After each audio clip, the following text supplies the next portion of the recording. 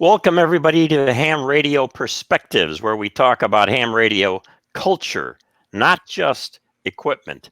My name's Quinn. I'm K8 Queen Sugar, also known as Dr. Q. And I'm Tom, also known as WA9TDD. These are the pranks we're going to talk about in part one. The Devil Does Church. The FCC Closes CB. The Rainmaker. Frankenstein Wins. Spoofing the Swede. And Fluorescent Bulbs Prevent TVI. 6 pranks for part one of our show. And I'm going to launch it, Tom, with The Devil Does Church. The Devil Does Church. I'll tell you, this is a wild story. It's absolutely true. I was an undergraduate at a major university, and we had a terrific ham station. In fact, the ham station was in a ham outfit, an old building. We had converted into it was more than just a ham shack. It was like a whole building, 2-story that we had with all kinds of junk in there. It was once an AM station, and we had 2 towers, 250-foot towers on either end of a practice football field. And across the top of the towers, we had about 150 foot or so of antenna. It was, if I recall right, just a basic doublet antenna fed with something like 450 ohm into a tuner. On one of the towers, we had a TH6DXX beam too. So this ran into the shack, and we had a big honking tuner there. We had an NCX 2000, Drake line, and some other equipment. It was really, really great. So I'm a new freshman, see, and I'm operating the station a lot of days in the afternoon instead of studying with my electrical engineering cohorts and just horsing around at the station, having a lot of fun because I had never had a station like this. And we started to receive some problem notifications from our mentor.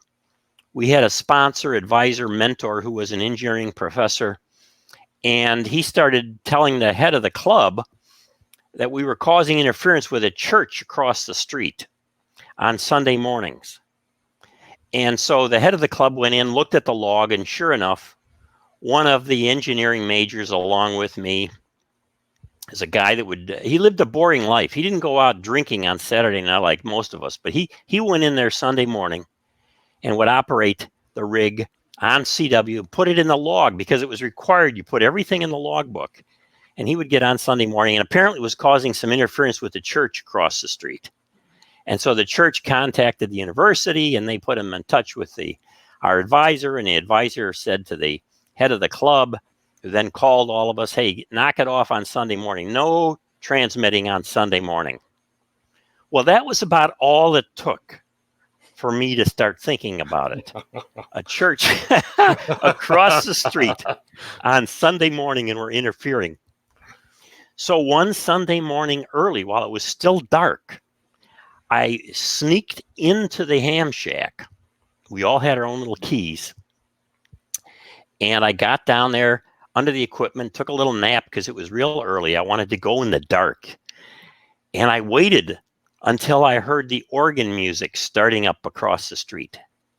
And I turned on the Drake rigs, and I turned on the NCX 2000 amplifier. I put the rig on AM, tuned everything up, low power on AM on 11 meters, the CB band. And I got on there, cranked everything up 2,000 watts on AM. And I waited until there was a lull, no longer any music coming from the church. The organ had stopped. And I figured about now, the preacher is probably preaching. I turned it on transmit, AM, remember.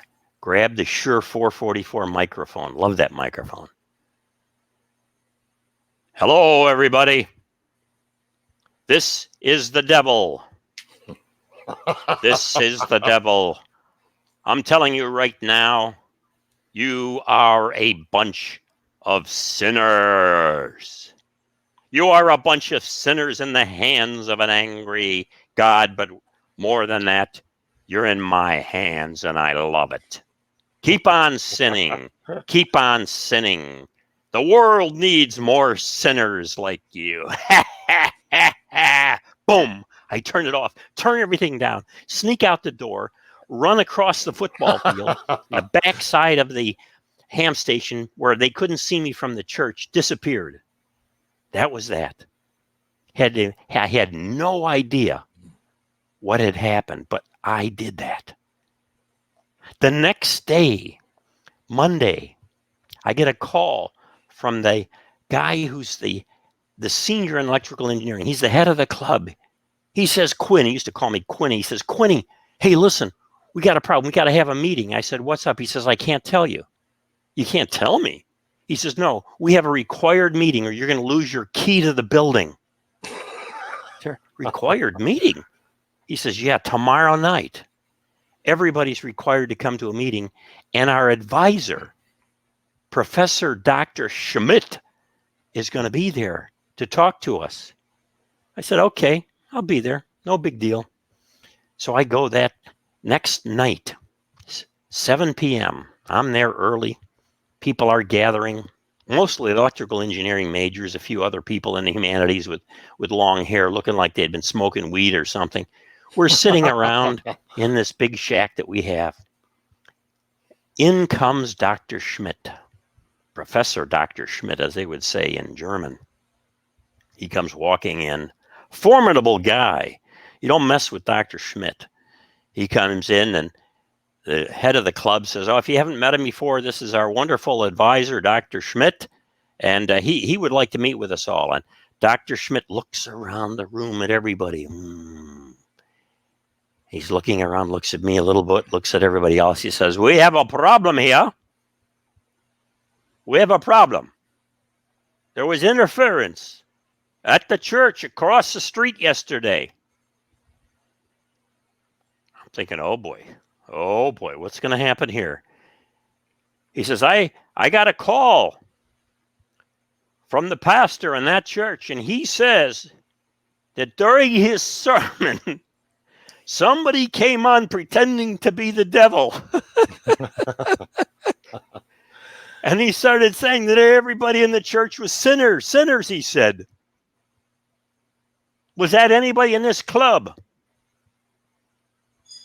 And he turns over to the guy who's the president of the club, and he says to him, is everybody here? And he says, yeah, every member of the club's here.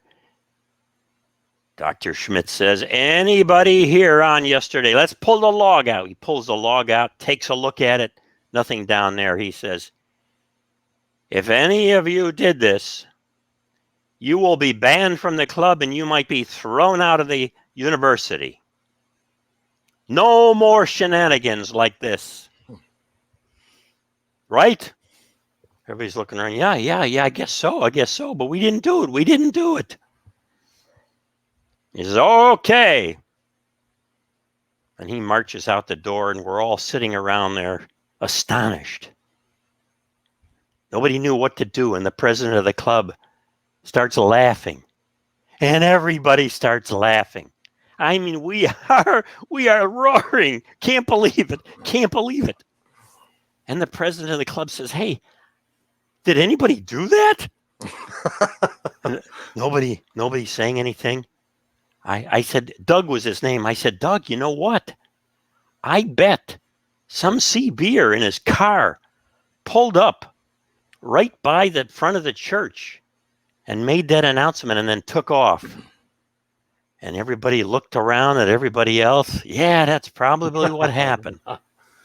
And to this day, until this day, nobody in that club knew who the devil really was. Me. What do you think of that, Tom? I think you still are the devil. You're a devilish character, and I'm a devilish character. I believe every word you said. It really happened, and I don't know what gets into a college freshman. And I hadn't been drinking or anything. I was planning this thing for days, and the greatest part of it was, Tom, that it worked. That they heard the audio. The devil goes to church.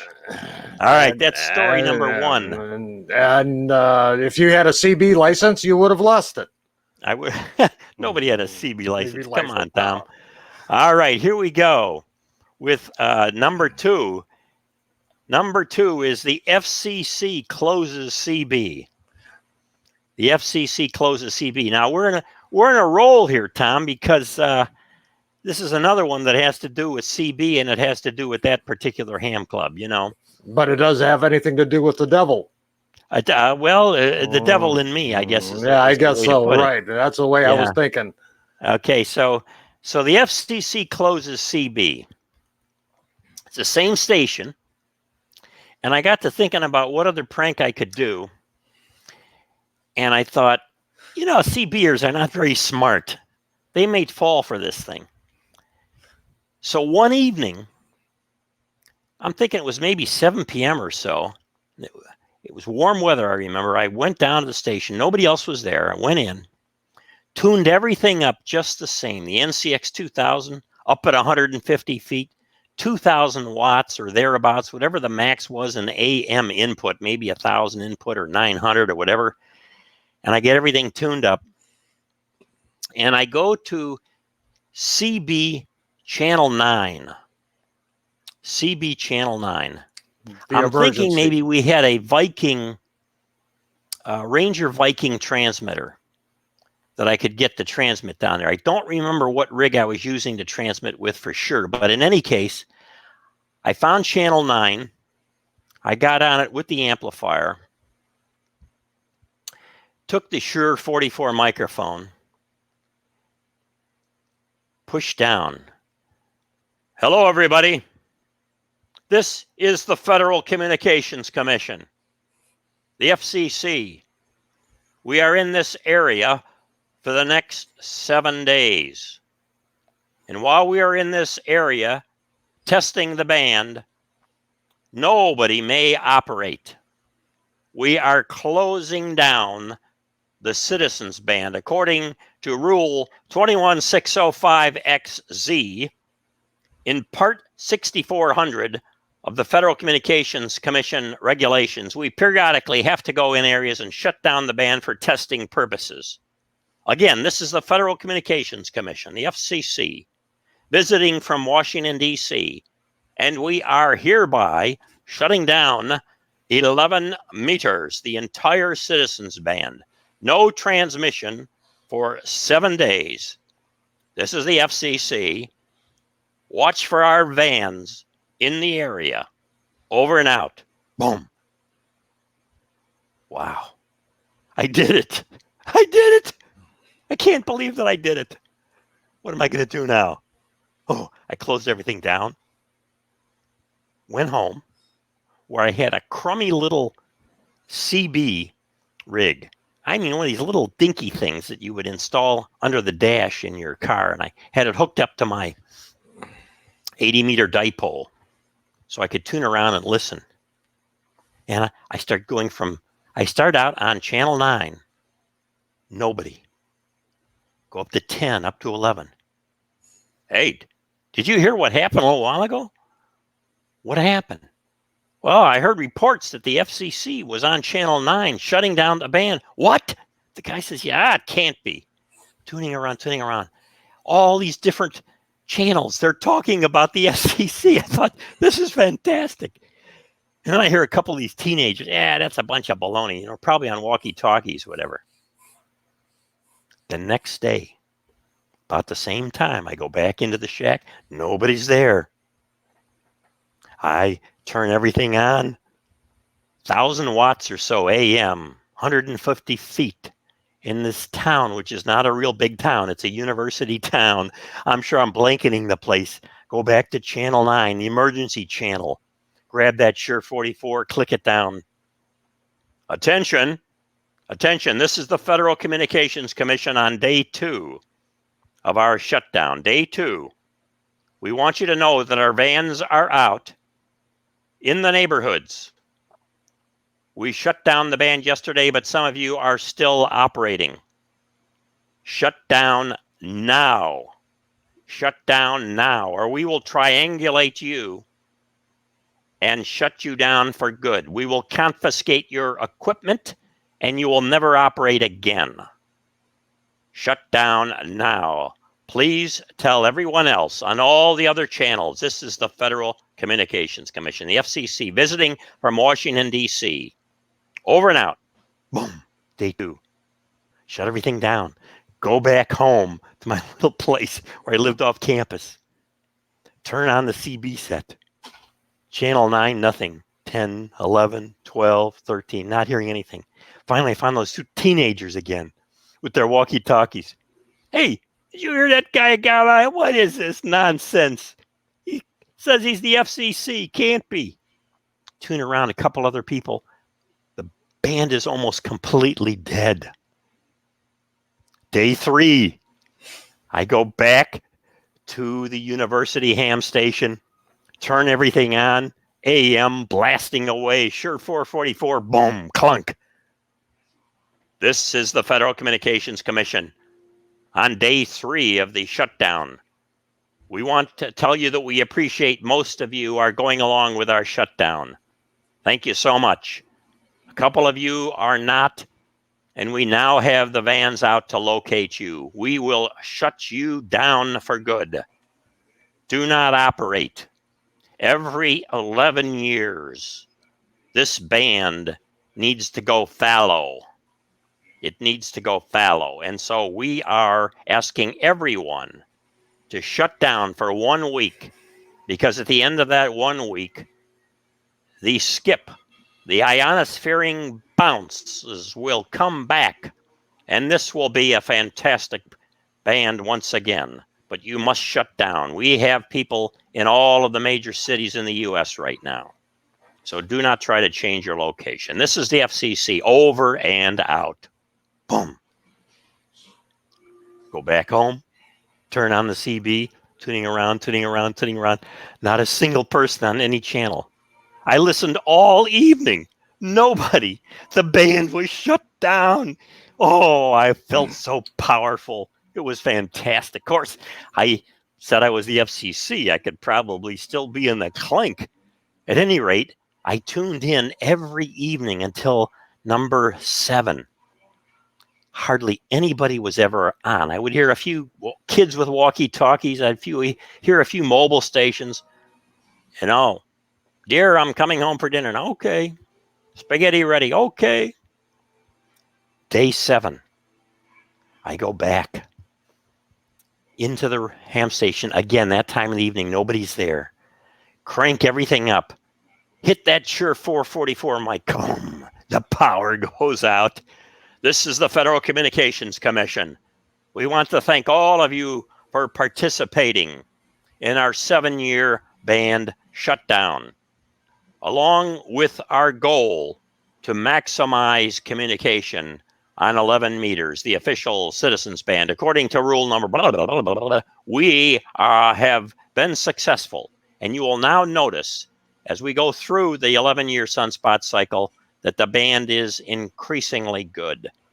Thanks to your participation, everyone. We will now take all of our vans back to Washington, D.C. and put this entire citizens band here in this town back on regular usage. Thank you so much, everyone. Over and out from the FCC. Come on. Go back home. Turn on my little CB set. Chatter up and down. Practically every frequency. Blah, blah, blah, blah, talking. Hey, the band is back. It's great. The skip is going to be coming in. They all think it's the greatest thing in the world. The FCC has saved them after shutting down the band. What do you think of that one, Tom? Well, I just got a text a little while ago from Gettysburg, Pennsylvania. Do you know anybody in Gettysburg, Pennsylvania? No, not really. No, it's something about federal community, something about you're being going to be arraigned for. Uh, well, I don't know, but you're copied on the text, but Okay, you said I was going to be arraigned, right? you were going to be arraigned. Yes. All right, so let's move ahead, my friend. They have some video and audio testimony about Okay. you. Okay. So Anyway, since check your yeah, you're in trouble now, Bob. I'm in big trouble. You're in big trouble. Yeah, okay. I think it's been long enough that they're not going to go after me here. But the next story, the next prank in our ham radio pranks, part 1, is the rainmaker. Yes, the rainmaker. And I am not quite so sure who actually got pranked in this particular story, but one summer afternoon, I had completed assembly of my 80-meter dipole, and I was attempting to get the one end up into my 60-foot maple tree. I was armed with a croquet ball that was attached to some 60-pound filament test line. And on my 37th try, trying to get it arced over the tree, my neighbor Earl, the farmer across the road, comes shuffling over. Earl was about 85 years old, and he was one that was genetically predisposed to frugality. Some might call it being cheap. He drove a 54 Dodge pickup truck, and his tractor was an old Massey Ferguson, but both shared a velvet patina of rust. But as long as he could get enough parts from Tractor Supply to keep him running, Earl was good. Earl was cheap. Well, Earl had 80 acres of soybeans planted, and this was about mid-July. We've had a long dry spell. Earl's soybeans weren't looking particularly good. And I knew what Earl was going to come over and talk to me about. So Earl comes over, looks up at me. I've got my croquet ball and fishing line in one hand. He's got his thumbs hooked around the suspenders of his overalls and goes, "What you doing?" I go, "Earl, I'm putting up an atmospheric ionization device." I go, "Yep." So I proceeded for about 10 minutes to give him an education on Tesla, producing lightning, the HARP project with the Air Force trying to control weather. Gave me that funny eye. Yep. Turned away, walked back to his house.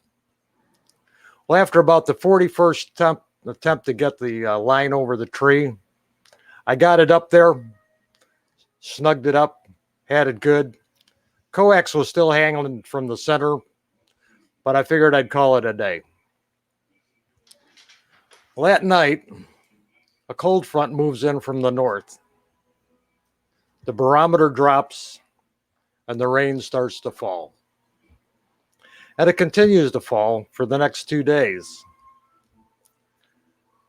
On the second morning, I'm sitting out in the front porch in the rocking chair, drinking my cup of coffee, when I see old Earl come storming out of the house, dancing around in the rain, coming over, runs across the gravel road, comes up to me, says, "I have no idea what you said.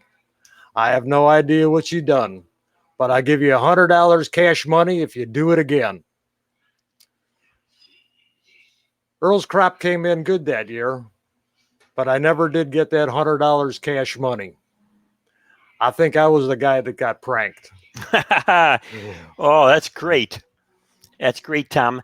It reminds me of a show I'm thinking about. I think we've talked about in the future to do on things that hams lie about. And one of the things that I've found over the years that I've lied a lot about is what I'm doing when I'm putting up an antenna. Absolutely. And the neighbors come over. And they think you're nuts. Yeah, they think you're nuts, or they are convinced that you're doing something that's going to interfere with their TV or something. Right. And so what do you say? So I made a note on that to include in the list of things that hams lie about. What a great deal, though, to have you with all that rain after getting it up. And I assume you did get the antenna up okay. Oh, I had the antenna up. I never had the coax connected. I ionized the atmosphere. Yeah, but man, I'm thinking croquet ball. You should go with something else. Like a bow and arrow or a fishing rod and reel. I borrowed my granddaughter's bow and arrow, and I've still probably got a few arrows dangling from the limbs of the trees.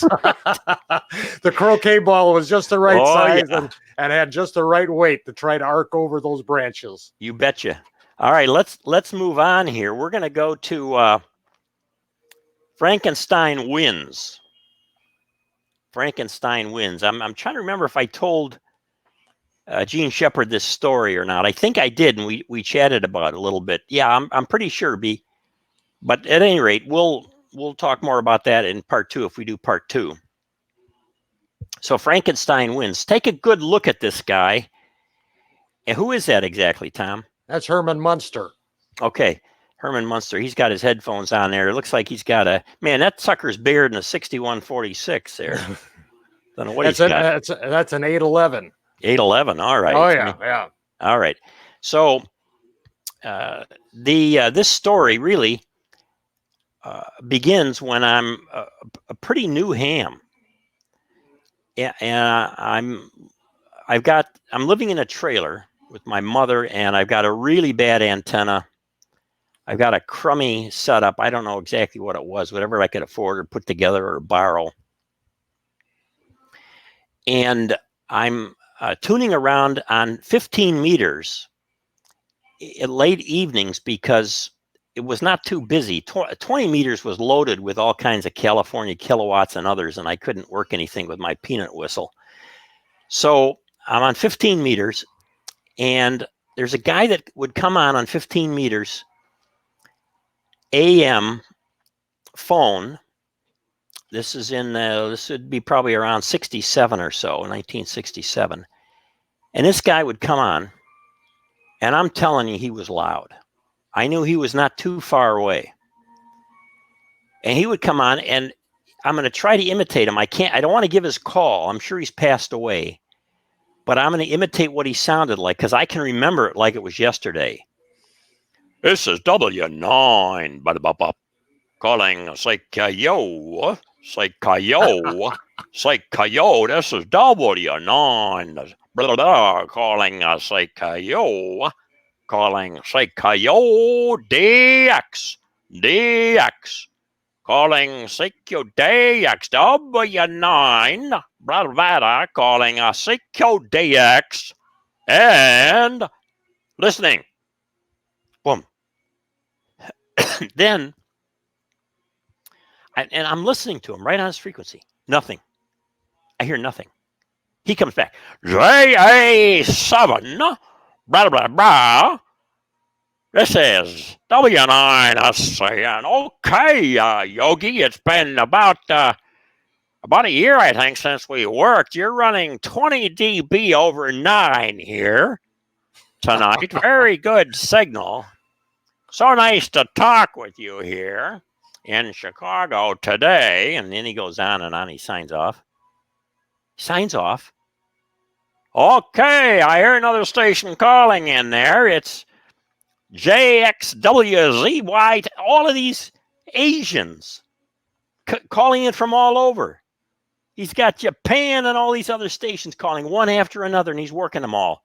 He's giving them anywhere from S9 to 20 over. I don't hear anything. Nothing. What the heck is going on here? I think he's making all this up. Well, this was going on night after night after night. I couldn't help but tune up there the frequency that he used. It was like his own frequency to work all these people. I said, what is with this guy? And this went on for weeks, and I couldn't stand it anymore. Something in me broke. We all have a breaking point. And he comes on one night. He would only have to call CQ once because then the stations would just line up to call him. And he gets on there calling CQ and he finishes. And I grab my mic And I say, W9 so-and-so. W9 so-and-so, giving his call. W9 so-and-so. This is, and then I make up a super fictitious call. Like CHXZY Maritime Mobile. Over. Now, this guy's got to be pretty close to me. No way he doesn't hear that. No response. No response. All of a sudden, he says, JA6, my old buddy there, ZYZ. In the suburbs of Tokyo. So great to hear you again, my friend. And then he does the same thing. He works all these stations. What the heck? This can't be. The next night I come back again. There he is calling CQ. I get back on with another fictitious call that sounds rare DX. No, I'm absolutely blasting him out. Nothing. I tried this for weeks. Never responded. He continued to work stations. Finally, I said, there's something going on here. I don't know what it is. I talked to my older brother who had a car. And by that time, I had bought a call book and looked up where this guy lived. And it was only about 3 miles away. I said to my brother, can we take a spin by a particular house where there's a ham? I want to take a look. He says, sure, let's go. We hop in his car. And I can remember as if it were yesterday. We're going down the street. I said, Louis, slow down, slow down. We're slowing down. And I'm looking at the addresses off to the side, and there it is. And here's this guy out front cutting the grass. And he's got an old-fashioned push mower. No engine, just a push mower in this grass in a suburban area. And he's flying along like it's nothing. The guy was probably close to 7 feet tall, had a huge head, super short hair, big, thick glasses. Turns around. He's going through that. I look over there. I thought, oh, man. I said, Louis, get out of here now. And he takes us home. Oh. And then every time for years until we moved from that location, I got my driver's license. Every time I went down that Prairie Street, it was called Prairie Street, I looked over to see if that guy was out there. And I shuddered a little bit. Tom, Frankenstein won, scared the daylight out of me. I never QRM'd him again. You were a bad boy. A bad boy. He knew how to operate with a QRMer. You just ignore him. But what kind of antenna did he have? It was about a 50-foot tower with a big beam of some kind on it. Substantial. And you had a Gotham 14 something. Yeah, I did. I had Gotham V40, or later I had a little vertical, and I think maybe I had by that time an 80-meter dipole at about 12 feet off the ground, really strung across the road. Fed with coax, cheap RG58 coax with no balun, of course. I didn't know you needed a balun or anything, but I did find out later from somebody in the local ham club about that guy. He was an electrical engineer and designed his own equipment, built his own equipment, including extremely good receivers. So that made me feel a little bit better. Right. All right, you ready to go on here, buddy? Yeah, carry on. Let's see what's next on the agenda here. All right, next is Spoofing the Swede. Spoofing the Swede, don't you know? Don't you know, good buddy? I think I know this story. Carry on. Yeah, you probably know this story, buddy, because this story is a real story that has to do with one of our friends. I'm going to call him SRZ. SRZ. We won't say the rest of his call, but he was a friend of ours, SRZ. Now, you listen, gang, you have to know this. This SRZ himself was quite a character. He had a ham shack in the basement of his house, his little house there. And he was a kind of tyrannical guy. You didn't mess with him. And he smoked cigars all the time. He was either chewing on a cigar or smoking a cigar in this little basement shack he had. And it was, oh, it reeked. It reeked out there. And he was short and balding. He had broad shoulders. He was not real tall, but boy, he was a powerful guy. Huge biceps. And SRZ was also involved in Mars ham radio. And he loved it because it got him involved in the military. He had once been in the military. He was a military guy. And you didn't mess with him. And about 3 doors down from SRZ was a CBer in a junky house. I mean, this house was a wreck. And it had about a 20-foot tower with this huge 11-meter 4-element quad on it. It was on a little bit of an angle because the winds had hit it at some point. And the guy who lived in there was the Swede. The Swede. Now, for you Gene Shepard fans, let me just mention to you, and I'll explain why in a later video, but that guy represents the Bumpuses. If you don't know who the Bumpuses are, you're not really a Gene Shepard fan. The Bumpuses are the ones that live nearby that you don't particularly want as neighbors, that everybody fears moving in. So the Swede lived there, and SRZ was a few doors down. And one day, SRZ is trying to operate 20-meter CW. He was never good at CW. He had a hand key, and he could do, maybe 7 or 8 words a minute. He struggled to be able to get general class at 13 words a minute. I mean, he would sweat profusely trying to do that. I'm glad I wasn't there when he took the general exam because it was probably pooled with water around him. But at any rate, he would get on there 20 meters, calling CQ. And so one night he's on there and he can't hear anything because of the interference. It's like what you get today from switching power supplies. It's all over the band. Oh man, it just. And what the heck is going on? He can't hear anything. And so he goes over to, he had a couple of Heath kits. Don't remember the model numbers. I remember what they looked like. But anyway, he also had a general covered receiver there that he'd gotten from being involved in Mars. And he put that thing on. He started tuning around. He's tuning around. Hello. Yeah, this is the Swede up in Sydney, Nova Scotia. Sydney, Nova Scotia, calling Skipland, Sydney, Nova Scotia. And Tom is listening to this. It's got his S-meter on that Helicrafter's S-85 just pinned. Ah, this is the Swede in Skipland, Sydney, Nova Scotia, calling Skip. Hello, Skip. Boom, it's off. He goes back to his ham receiver.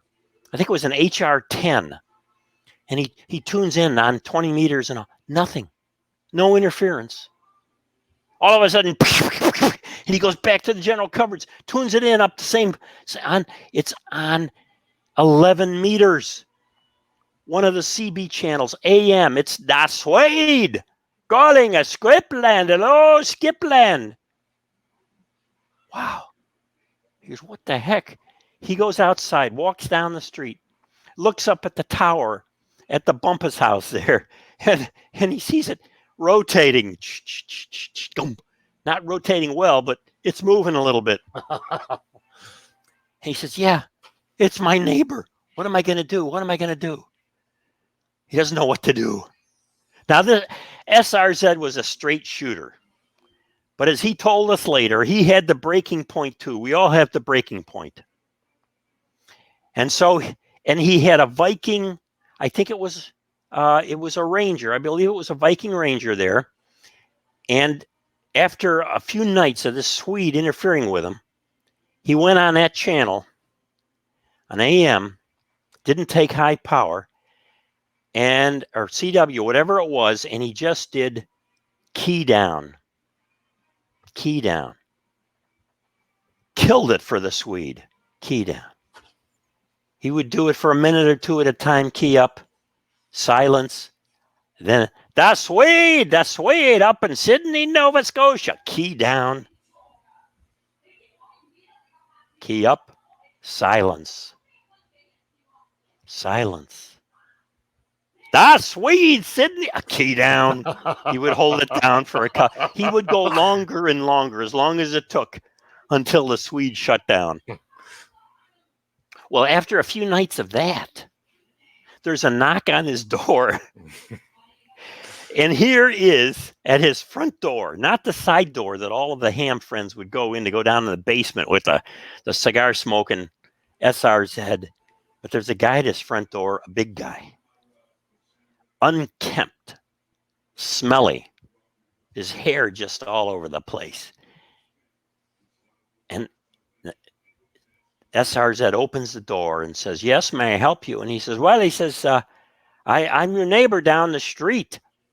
And I see your antenna there." He says, are you a ham radio operator?" And SRZ says, "Yes." And he says, "Well," he says, "I'm a radio operator too. I operate on the Citizens Band, and I'm having some real problems. I wonder if you could come down and take a look." And SRZ says, "Well, what kind of problem?" He said, "Well, he says, I don't know. He says, sometimes I can't hear anybody. Hear him for a while and then nobody." And Tom says, "Well, I gave his name around. Tom." SRZ says, "Okay, I'll be down in a few minutes." And SRZ was a prankster at heart too. So he goes down in the basement and he gets a field strength meter, a little box to measure RF, and one of these little telescoping antennas that you pull out of it. And he takes that, puts it down, goes down to the Swede's house, knocks on the door, and the Swede ushers him in down to the basement where the Swede has this radio set up. And there he's got a huge amplifier, something like the amplifier I'm showing here, the big boomer, but bigger. It was a homemade amplifier, a big sucker. And he had a 220 line coming into it. And SRZ, and the cover was off it. And SRZ looks at this thing, and it's hot in this basement from these tubes.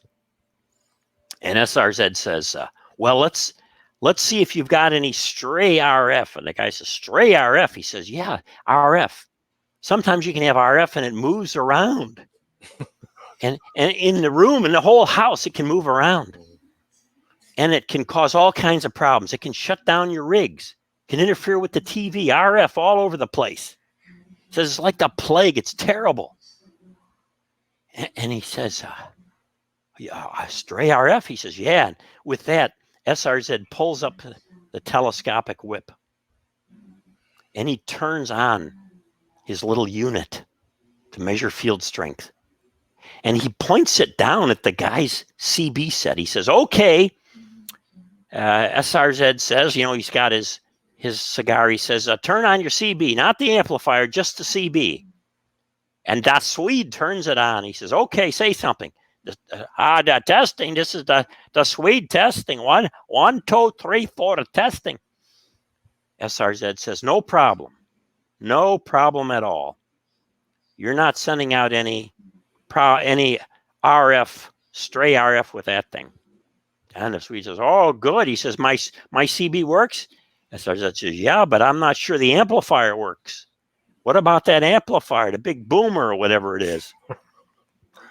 And the Swede says, "Well, do you want me to turn it on?" And SRZ says, "Yes, we have to test it." And so the guy turns this thing on, clunch, it comes on, and it's warming up. And SRZ's waiting, and he says, "How long does it take for this thing to warm up?" And that Swede says, "Oh, well, it usually takes about 2 or 3 minutes. This thing runs some real power." And SRZ says, "Oh, yeah, I guess so." And it's warming up, and it's warming up. And SRZ looks over. He looks over at the tubes in there, 2 big honking tubes. And those suckers are turning red. Oh, wow. So the Swede finally says, okay, there's a little light there that's on now. And he says, I can operate now. Shall I test it? And SR says, just a minute. Let me get this tuned just on your amplifier. And he turns that field strength meter right over to the front of the amplifier. He turns down the gain all the way on it. He says, okay, go ahead and turn it on and give us a test. Hello, this is the Swede again, the Swede again. There's a meter on the front of that sucker, 700, 800 watts, supposedly anyway, blasting up there, boom, kaboom, kaboom. And this guy is, hello, test, boom, boom, boom, boom. 1, 2, 3, 4, test, the Swede. And he stops, and SRZ says, oh my, I've never seen anything like it. And the Swede says, what? He says, I'm telling you, we have tested ham radio amplifiers all over this city with this unit of mine. It's a very expensive unit. We have to order these special. And it tells us about stray RF. And let me tell you, my buddy down the street, my neighbor, you have got a real problem here. The Swede says, oh, really?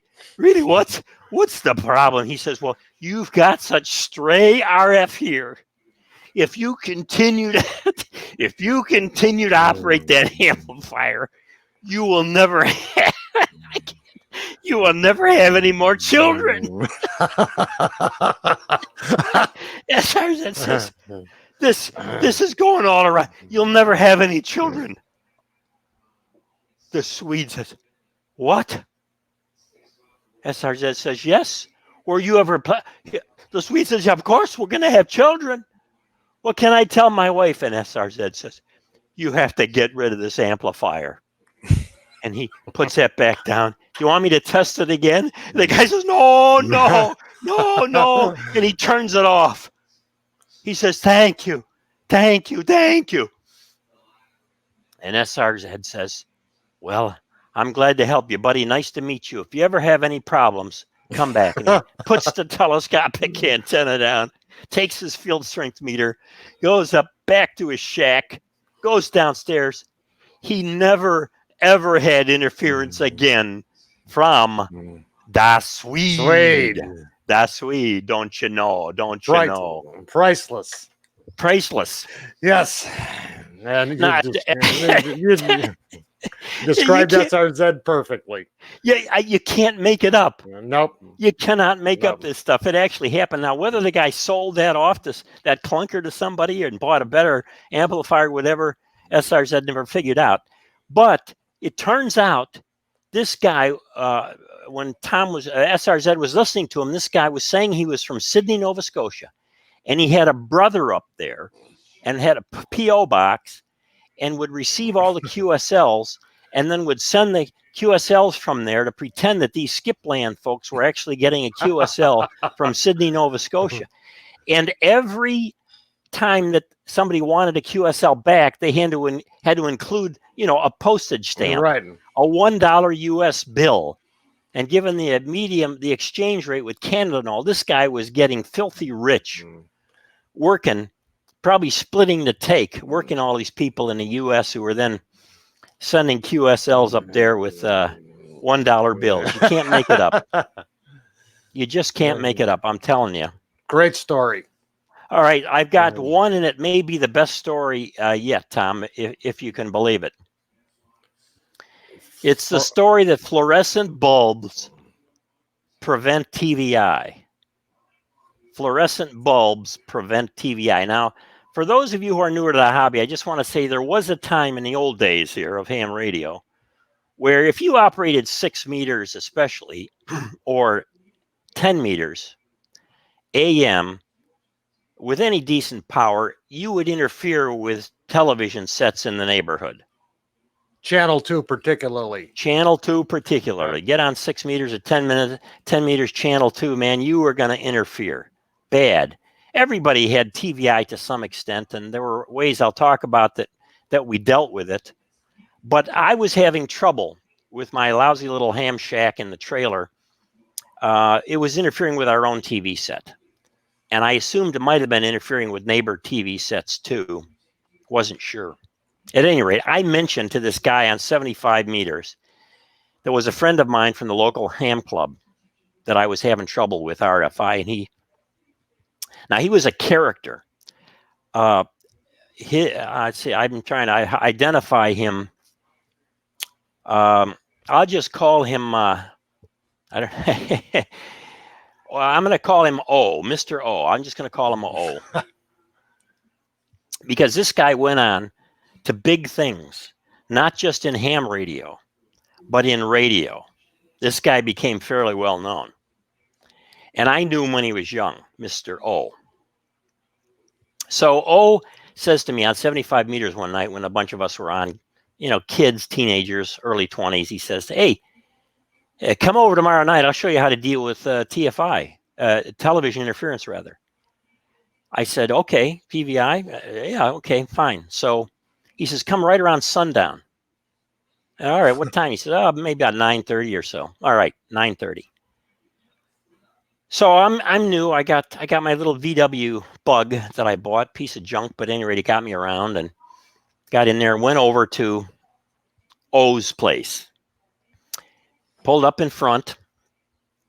Now he had a tower for an inverted V for 75 meters.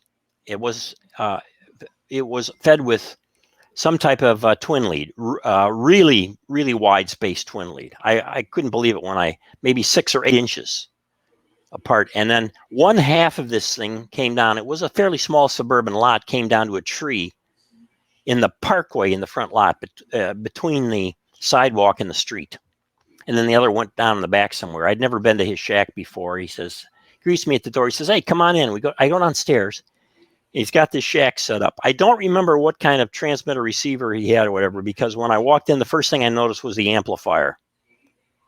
He had the biggest homebrew amplifier I had ever seen. It was on a separate table with this huge twin lead coming in to an enormous homemade tuner. And I looked at this thing. I said, man, what is this? And he had the top off. It was running hot. And he said, well, it's a 4CX 5000. A 4CX 5000. Now, he had on the floor what we used to call a pig pole. Pig pole. What was a pig pole, Tom? Pig pole. That was where the power line came directly in off of the main transformer. Yeah, so he had his own little transformer on the floor that looked like a pig pole, creating enough voltage for this amplifier of his, and a 4CX 5000. I'd never seen anything like it. And by the way, this guy went into radio big time. So this was really his own radio station, and I found out later that he was operating illegally on the AM band, practicing what would become his shtick when he got into radio.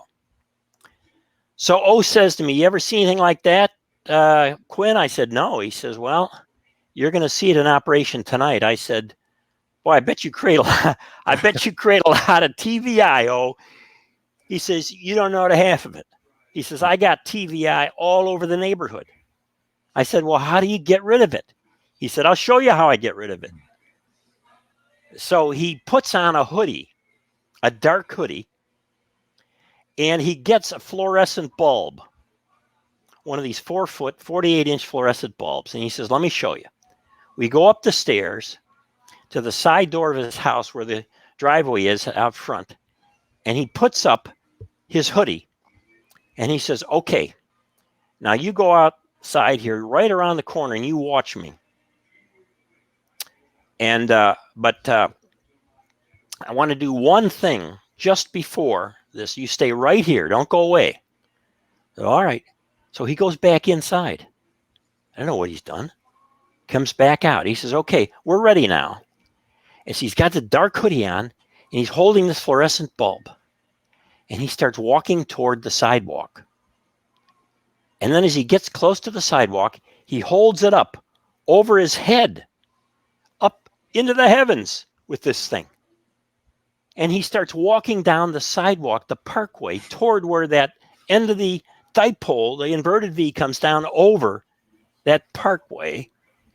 And as he gets closer, he goes higher and higher with this thing, and the fluorescent bulb starts lighting, getting brighter and brighter as he gets under it, and he holds it up. He holds it way up, as high as he can, and it's getting really bright. And then he starts chanting. He says, Faraday! Faraday! Faraday! Faraday! And he starts marching 10 feet one way, 10 feet the other way, slowly with that up, the light coming on and off, brighter and weaker. Faraday! Faraday! And he does this for about 2 minutes. And then he brings the light down in front of him. And he walks down the sidewalk over close to me. And he says, let's go inside. And we go inside. And there he is. There he is. Taking the hood down. We walk down in the basement.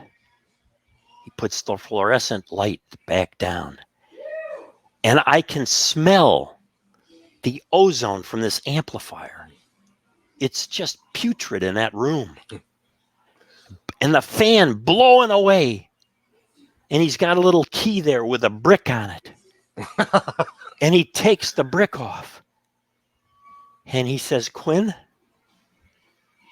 I used to get TVI complaints from all over the neighborhood. I don't get any anymore. People think I'm nuts. He says, people think I'm crazy.